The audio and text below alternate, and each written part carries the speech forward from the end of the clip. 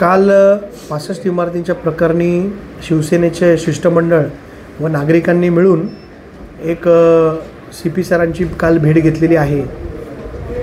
माननीय पोलीस आयुक्त आशुतोष डुमरे साहेबांनी आम्हाला आश्वस्त केलं आहे की या 65 इमारतींमध्ये बनावट कागदपत्र बनवणारी जी लोक आहेत त्यांच्यावरती कडक कारवाई यांच्यामार्फत करण्यात येईल।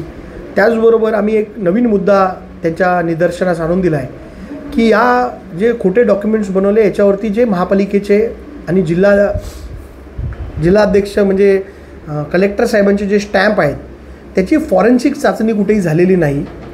ज्या ज्या अधिकाऱ्यांच्या महापालिकेतल्या सह्या आहेत त्यांचे नमुने घेऊन ते फॉरेन्सिक त्याची तपासणी करावी आणि जुळवून बघावे की ते जुळतात की त्यांनीच केलेल्या सह्या आहेत किंवा या फॉर्ज केलेल्या सह्या आहेत। याची फॉरेन्सिक तपासणी कुठेही झालेली नाही, तर ती SITच्या माध्यमातून करतील असं आश्वासन आम्हाला आयुक्त साहेबांनी दिलं आहे।